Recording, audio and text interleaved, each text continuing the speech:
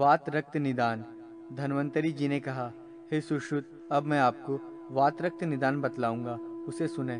प्रायः स्वास्थ्य विरुद्ध भोजन तथा क्रोध करने वाले, दिन में सोने और रात्रि में जागरण करने वाले तथा सुकुमार एवं मिथ्या आहार विहार करने वाले, स्थूल शरीर वाले और सुखी जनों का रक्त वृद्धवात से प्रकोपित हो जाता है।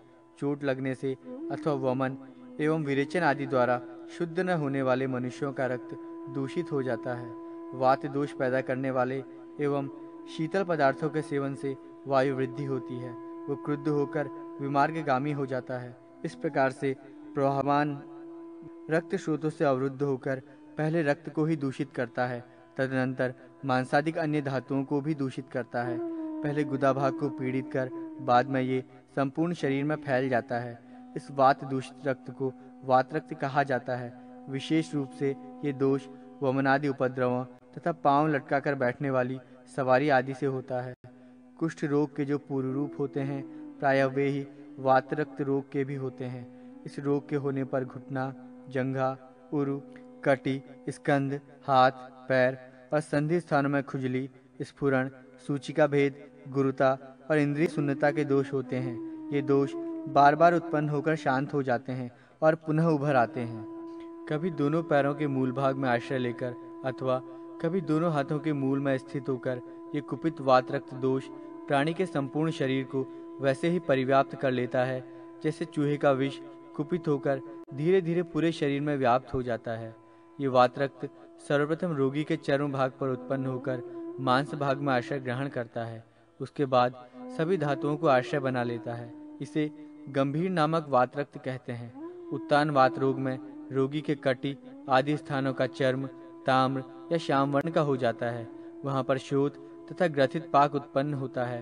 वो प्रकुपित वायु रोगी की हड्डियों और मज्जा भाग में जाकर वहां आश्रय लेकर छेदने के समान पीड़ा करता हुआ, चक्र के समान घूमता हुआ शरीर के अंगों को टेढ़ा मेढ़ा कर देता है। तदनंतर सब ओर से शरीर में प्रवाहमान वो वायु अंत में रोगी को खंज अथवा लंगड़ा बना देता है। शरीर में वाताधिक्य वातरक्त रोग होने पर अत्यधिक शूल, फड़कन तथा टूटन भरी पीड़ा की अनुभूति होती है। उभरे हुए शोथ में रुक्षता, कृष्ण या श्याम वर्णता आ जाती है। इसमें शोथ कभी बढ़ जाता है और कभी घट जाता है। रोगी की धमनियों और अंगुलियों के संधि स्थानों में संकुचन, अंगग्रह तथा अत्यंत वेदनाजन्य कष्ट होता है।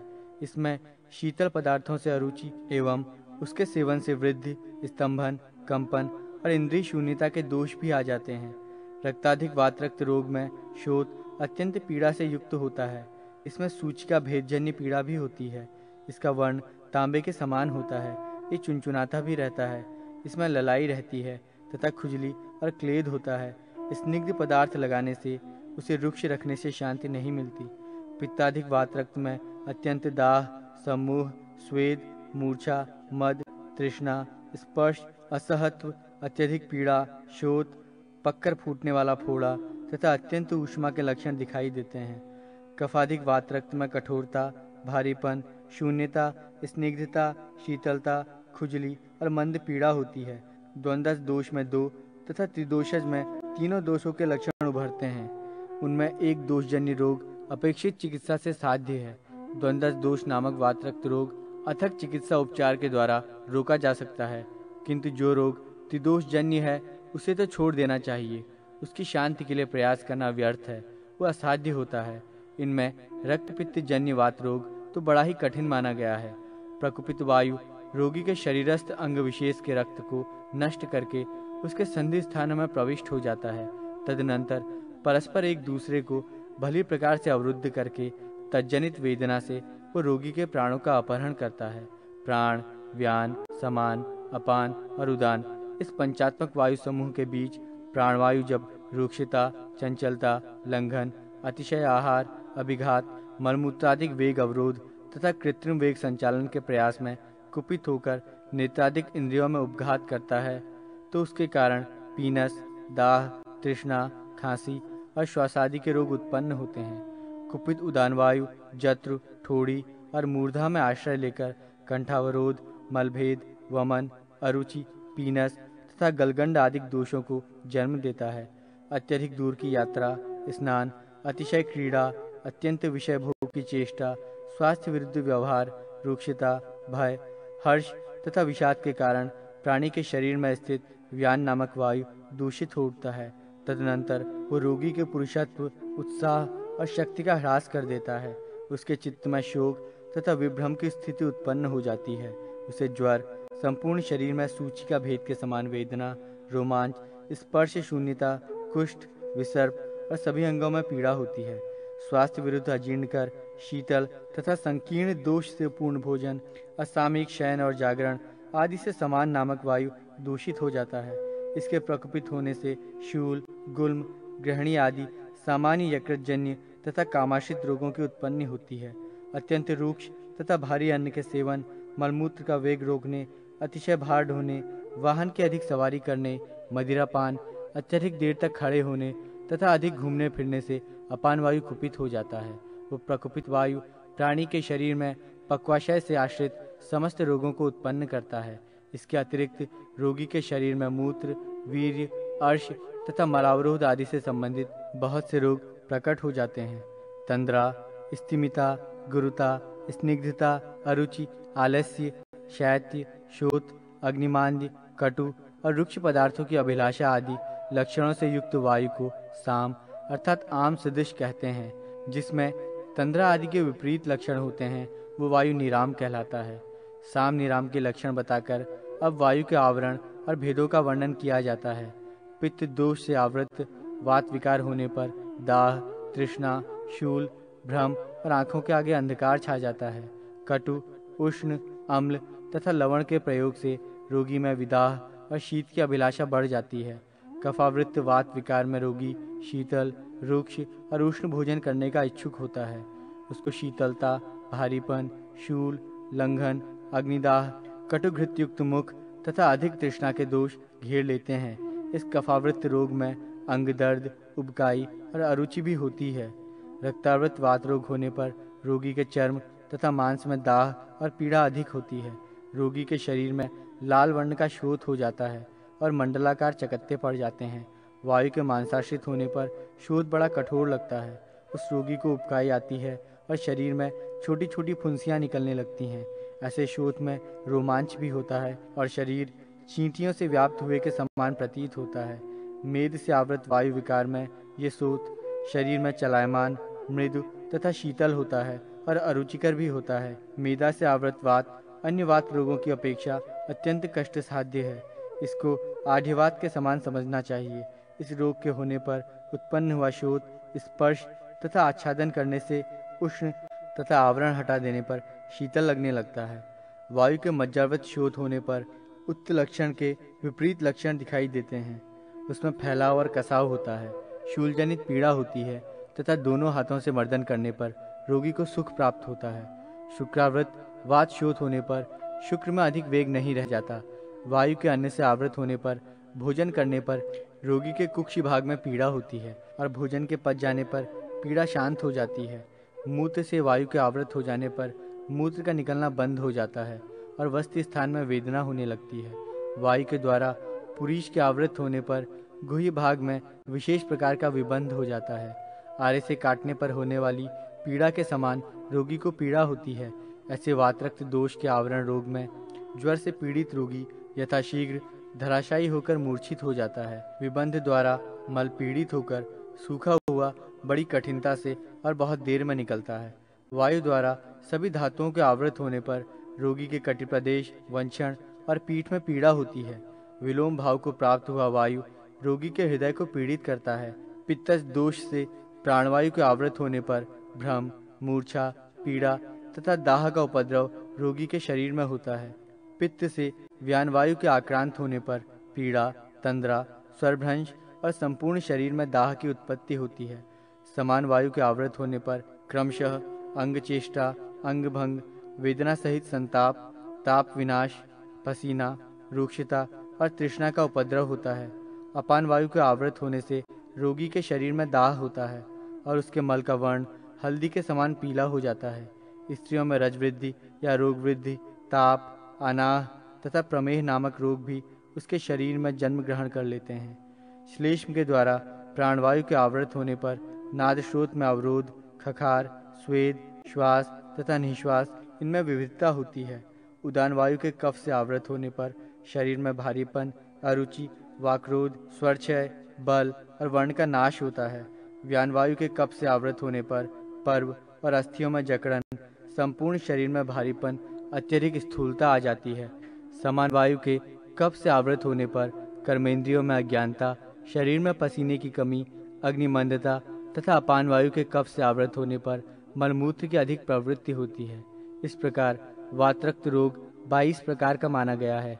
क्रमशः प्राणादि वायु परस्पर आक्रांत होने से 20 प्रकार के आवरण होते हैं। प्राणवायु जब अपान वायु को आवृत कर लेता है तब उबकाई, श्वास रोध, प्रतिशाम, शिरोग्रह, हृदय रोग और मुखशोष ये उपद्रव होते हैं। उदान वायु के द्वारा प्राणवायु के आवृत होने पर रोगी की शक्ति का विनाश होता है। वैद्य को यथोचित विचार करके ही सभी प्रकार के वात आवरणों के भेदों को जानना चाहिए। सभी वात दोषों के स्थानों की विवेचना करके उसके दुष्ट कर्मों की वृद्धि और हानि पर चिंतन करके भी आवरणों का विभाग समझना चाहिए। प्राणादिक पांचों वायु समूहों के पृथक पृथक पित्त दोषजन्य आवरण होते हैं। वात मिश्रित पित्तादि के जिन निवास स्थानों की चर्चा ऊपर की गई है वे उन्हीं अपने दोषों से मिश्रित हैं। मिश्रित पित्तादिक दोषों के कारण वे भी अनेक प्रकार के आवरण रोग माने गए हैं। अतः विद्वान चिकित्सक सचेत होकर अपने लक्षण ज्ञान के अनुसार उन दोषों का चिंतन करे। चिकित्सक के लिए अपेक्षित है कि धीरे धीरे अपने लक्षणों के अभ्युदय से निश्चित एवं दृढ़ हुए उन रोगों का बार बार परीक्षण करके ही उपचार करे। प्राणवायु प्राणी के जीवन का आधार तथा उदान वायु बल का आधार कहा गया है। शरीर में उन दोनों के पीड़ित होने से प्राणी के आयु और बल दोनों की हानि होती है। आवृत हुए सभी वायु दोष अपने अपने लक्षणों से शरीर पर स्पष्ट हो गए हों अथवा स्पष्ट न हुए हों, या वे स्थानच्युत होने के कारण समझ से परे हो रहे हों अथवा उपद्रव विहीन हो गए हों, वे असाध्य ही होते हैं। चिकित्सक के द्वारा किए जाने वाले प्रयास से भी वे कष्ट साध्य ही होते हैं। उपयुक्त उन आवृत वायु दोषों की उपेक्षा करने से प्राणियों के शरीर में विद्रधि, प्लीहा, हृदरोग, गुल्म तथा अग्निमंदता आदि के उपद्रवों का आविर्भाव होता है। हे सुश्रुत, सभी रोगों के ज्ञान एवं मनुष्य आदि समस्त प्राणियों की आयुर्वृद्धि के लिए मैंने आत्रेय मुनि द्वारा कथित उनके निदान को भली प्रकार से बतला दिया है। अतः उसी प्रकार से सभी रोगों का विचार करके चिकित्सक को तत्संबंधित रोग की चिकित्सा करनी चाहिए। मधु, घृत और गुड़ से संयुक्त त्रिफला, हरित की, आमल की और बहेड़ा चूर्ण सभी रोगों का विनाशक है। त्रिफला चूर्ण को यदि केवल जल के साथ नित्य प्रातः प्रयोग में लाया जाए तब भी वो सभी रोगों का नाश करने वाला होता है। शतावरी, गुडूची, चित्रक और विडंग के साथ भी प्रयुक्त त्रिफला सभी रोगों को विनष्ट कर देती है। शतावरी, गुडूची, अग्निमंद, चित्रा, सोंठ, मूसली, बला, पुनर्नवा, बृहति, निर्गुंडी, निम्बपत्र, भृंगराज, आंवला तथा वासक अथवा उसके ही रस से 7 बार या 1 बार भावित त्रिफला सभी रोगों का निवारक है। पूर्वोक्त कही गई औषधियों की जैसी प्राप्ति हो उसी प्रकार से उनके द्वारा तैयार चूर्ण, मोदक, वटी, घृत, तेल अथवा क्वाथ भी सर्वरोग हरता है। उनकी आनुपातिक मात्रा 1 पल, आधा पल, 1 कर्ष अथवा आधा कर्ष रोगी के लिए उपादेय मानी गई है। वैद्यक शास्त्र की परिभाषा।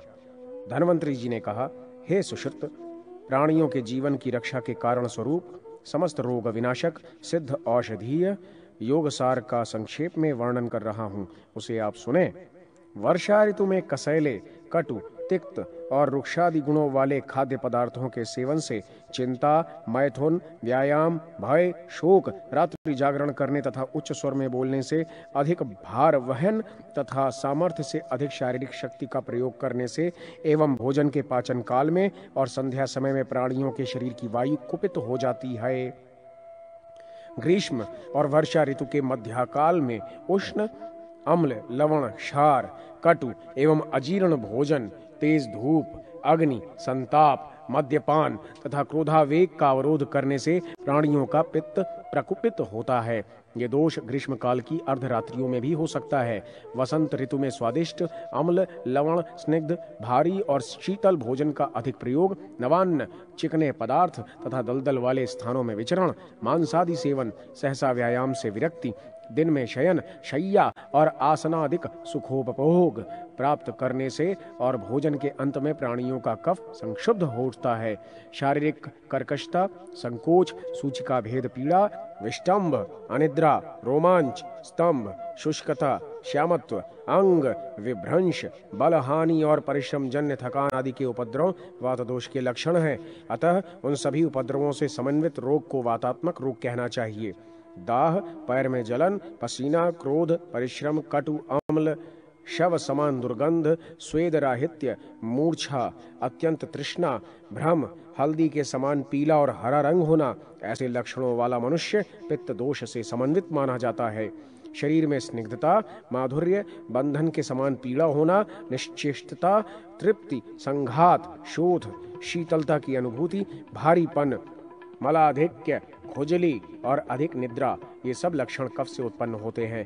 कारण, लक्षण और संसर्ग से रोग को पहचानना चाहिए। जो रोग वात पित्तादि दोषों में से किन्हीं दो दोषों से उत्पन्न हो वो द्विदोषज रोग कहलाता है, और जिस रोग में सभी वात, पित्त तथा कफजन्य दोषों के लक्षण व्यक्त हों उसे त्रिलिंग या सन्निपातिक रोग कहा जाता है। प्राणियों का ये शरीर दोष धातु तथा मल का आधार कहा जाता है। उन सभी का शरीर में समत्व भाव से रहना आरोग्य या निरोगता है। उनमें कमी और वृद्धि रोग का कारण है। वसा, रक्त, मांस, मेदा, अस्थि, मज्जा तथा शुक्र, ये 7 धातुएं हैं। वात, पित्त तथा कफ, ये 3 दोष हैं, और विष्ठा तथा मूत्र आदि मल कहे जाते हैं। वायु शीतल, रूक्ष, लघु, सूक्ष्म, स्वर विहीन, स्थिर तथा बली होता है। पित्त अम्ल, खट्टा, कटु, तीक्ष्ण, उष्ण और पंकिल रोगों का कारण है। कफ मधुर, लवण, स्निग्ध, भारी तथा अधिक चिकना होता है। वायु शरीर में गुदा भाग और कटि प्रदेश का आश्रय लेता है। पित्त पक्वाशय में स्थित रहता है और कफ का आश्रय स्थान आमाशय, कंठ तथा मस्तक का संधि भाग है। कटु, तिक्त और कसेले पदार्थों का सेवन करने से वायु प्रकुपित होता है। कटु, अम्ल तथा लवण पित्त को स्वादिष्ट, उष्ण और लवण पदार्थ कफ को प्रकुपित करते हैं। अतः इन सभी का विपर्यय शरीर में उन दोषों की शांति के लिए ही प्रयुक्त होना चाहिए। यथापेक्षित अपने अपने स्थान पर प्रयुक्त सुख के कारणभूत पदार्थ रोगियों के रोग का उपशमन करते हैं। मधुर भोज्य पदार्थ नेत्र शक्ति, रस और धातु के अभिवर्धक हैं। अम्ल मिश्रित होने पर वे ही मन और हृदय की संतृप्ति, जठराग्नि का उद्दीपन तथा पाचन शक्ति को प्रबल बनाते हैं। तिक्त पदार्थ अग्नि के उद्दीपक, ज्वर, तृष्णा विनाशक, शोधन और शोषण करने वाले हैं। कषाय पदार्थ पित्तवर्धक, स्तंभक, कंठ ग्रहादि दोष विनाशक तथा शरीर पोषक होते हैं। जो द्रव्य पदार्थ प्राणियों के शरीर में स्थित रस और वीर्य को विशेष रूप से परिपक्व करने का आधार होता है वो उत्तम माना गया है। रस परिपाक के मध्य स्थायी रूप से स्थित वो पदार्थ यथा शीघ्र ही अन्य सभी द्रव्यों का भी आश्रय बन जाता है। शीतलता, उष्णता और लवणता के गुणों को धारण करने वाला पदार्थ वीर्य अथवा शक्ति ही है। रस परिपाक 2 प्रकार का होता है, एक है मधुर और दूसरा है कटु। वैद्य, औषधि, रोगी तथा परिचारक, रोगी की सेवा करने वाला की संपत्ति, ये 4 चिकित्सा के अंग हैं। इन चारों की उत्तमता होने पर रोग यथाशीघ्र दूर हो जाता है और इनके विपरीत हो जाने पर तो रोग की असिद्धि ही होती है। देश, काल, रोगी की आयु, शरीर में अग्नि का बलाबल, प्रकृति, त्रिदोषों कफ, पित्त और वायु का साम्य, वैषम्य, रोगी का स्वभाव, औषधि, रोगी के शरीर का सत्व, सहन शक्ति तथा रोग का भली भांति विवेचन करके ही विद्वान चिकित्सकों को चिकित्सा कार्य में प्रवृत्त होना चाहिए। अधिक जलाशय तथा पर्वतों वाला देश अनूप कहलाता है। ये देश कफ तथा वायु को प्रकुपित करता है। वनाच्छादित अथवा अन्यान्य शिखर तथा शाखाओं वाला देश रक्त पित्तज दोषों का जनक है। इन सभी लक्षणों से जो देश समन्वित होता है वो सामान्य देश कहा गया है। मनुष्य 16 वर्ष पर्यंत बालक, 70 वर्ष तक मध्यम, युवा एवं प्रौढ़ और 70 वर्ष के पश्चात वृद्ध कहा जाता है। प्रायः कफ, पित्त और वायु जैसा क्रम दिया गया है वैसे ही शरीर में ये उद्दीप्त होते हैं। शरीर के शक्तिहीन होने पर अथवा विशेष वृद्धावस्था के आ जाने पर रोगी क्षार क्रिया, अग्नि चिकित्सा और शल्य कर्म रहित होता है। कृशकाय रोगी का बृंहण, स्थूल शरीर वाले रोगी का कर्षण, और मध्य शरीर वाले रोगी का रक्षण कार्य करना चाहिए। शरीर के यही 3 भेद माने गए हैं। चिकित्सा कार्य में इस त्रिविध क्षमता का विवेचन भी अपेक्षित होता है। स्थिरता, व्यायाम और संतोष धारण करने की प्रवृत्ति से रोगी के बल को समझना चाहिए। जो मनुष्य विकार रहित, उत्साह संपन्न तथा महासाहसिक होता है वो बलवान माना गया है। जिस प्राणी के खान पान भी प्रकृति के विरुद्ध हैं, यदि वे रोगी के शरीर में आने वाले कल के सुख की कल्पना को साकार करते हैं तो उसको प्रकृति की साम्यावस्था कहा जाता है। कफजन्य पदार्थों का भक्षण करने से गर्भिणी स्त्री के गर्भ से कफ रोग से युक्त संतान ही उत्पन्न होती है। इसी प्रकार वातजनक तथा पित्तोत्पादक पदार्थों से भी होता है, किंतु हितैषी भोजन करने से समान धातु वाली संतान का जन्म होता है।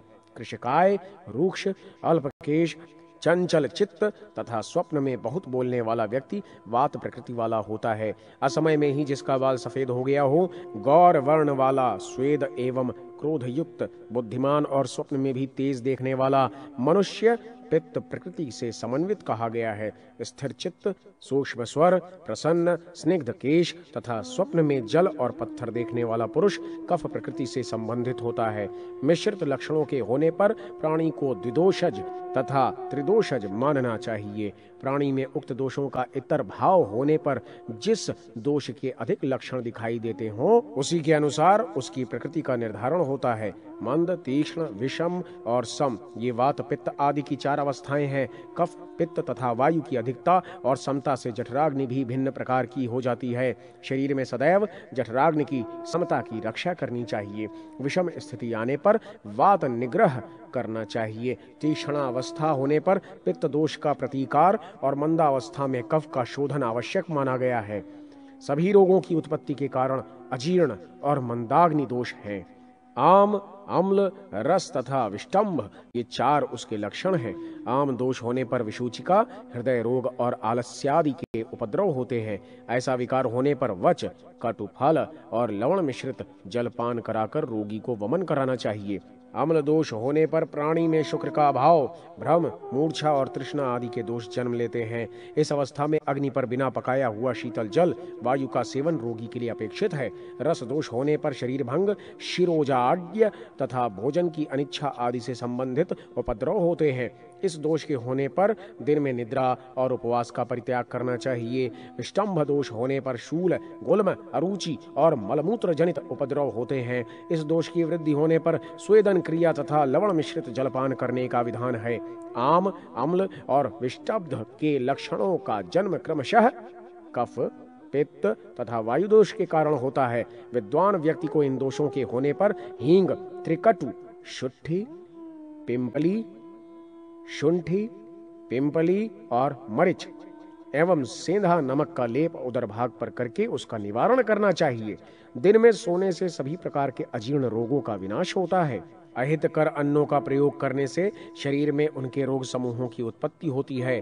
अतएव अहितकर अन्न का सदैव परित्याग करना चाहिए। केवल उष्ण जल अथवा मधु, माक्षिक भस्म के साथ उष्ण जल का पान करने से रोगी की पाचन क्रिया शुद्ध रहती है। बंसाकुर, दही और मछली से प्रायः दूध का विरोध होता है। बिल्व, शोणा, श्योनक, गंभारी, श्रीपर्णी, पाटला, पाढ़र और अग्निमांद्य, इन 5 वृक्षों के मूल संग्रह को आयुर्वेद में पंचमूल कहा गया है। ये पंचमूल मंदाग्नि को तीव्र करने वाले, कफ और वात के दोष का विनाश करने वाले हैं। शालपर्णी एकांगी नामक औषधि, कृष्णपर्णी पेट वन, 2 प्रकार की बृहति, भटकटैया तथा गोक्षुर, गोखरु, इन 5 को लघु पंचमूल कहा जाता है। ये औषधि वात पित्त विनाशक तथा ओजवर्धक है। इन दोनों पंचमूलों का संग्रह होने पर 10 मूल औषधि का निर्माण होता है। ये औषधि सन्निपातिक ज्वर का विनाश करने में समर्थ होती है। खांसी, श्वास, तंद्रा और पार्श्वशूल रोग में ये अधिक लाभकारी होती है। इन सभी औषधियों को तेल और घृत में परिपक्व करके केश रोग का निवारण किया जा सकता है। क्वाथ से 4 गुना पानी पात्र में भरकर उसको आग पर पकाना चाहिए। जब वो चतुर्थांश पानी रह जाए तब उस क्वाथ के समान मात्रा में स्नेहिल द्रव्य पदार्थ का पाक तैयार करें। ये स्नेह पाक दूध से भी तैयार किया जाता है, अतः उस क्वाथ में दूध की मात्रा समान होनी चाहिए। कल्क बनाने के लिए स्नेह की मात्रा से औषधि की मात्रा चतुर्थांश ही होती है। पाक समान मात्रा में औषधियों को लेकर तैयार होता है। वस्ति पाक और पाय पाक में भी जल की मात्रा और विधि समान ही होती है। अभ्यंग अर्थात शरीर में मालिश करने के लिए तैयार किया गया पाक खर तथा नस्य के लिए मृदु होना अपेक्षित है। अन्यान्य दोषों से सदैव सुरक्षित रखने के लिए चिंतनीय स्थूल कर्मेंद्रियों के बीच प्राणी की जो प्रकृति अपने बलवत्ता के साथ विद्यमान रहती है, उसी को आरोग्य कहा गया है और उसी को आरोग्य कहते हैं। अतः प्राणी को आयुष्मान बने रहने के लिए तत्संबंधित आचरण करना चाहिए। जो मनुष्य अपनी इंद्रियों के द्वारा स्वास्थ्य विपरीत पदार्थों को ग्रहण करता है, वो मृत्यु का पात्र बन जाता है। जो चिकित्सक मित्र और गुरु के साथ द्वेष करने वाला तथा शत्रु स्नेही होता है, जिसके गुल्फ, जानु, ललाट, हनु यानी ठोड़ी और गंड स्थल भ्रष्ट तथा स्थान च्युत हो जाते हैं, वो व्यक्ति कुछ ही काल में अपने प्राणों का परित्याग कर देता है। जिस रोगी मनुष्य की बाईं आंख बैठ गई हो, जिह्वा का वर्ण श्याम पड़ गया हो, नासिका भाग विकार युक्त हो गया हो, दोनों होष्ठ स्थान च्युत और कृष्ण वर्ण के हो गए हों तथा मुख भी कृष्ण वर्ण का हो गया हो, तो चिकित्सक को चाहिए कि उसका परित्याग कर दे, क्योंकि उसकी मृत्यु सन्निकट ही होती है।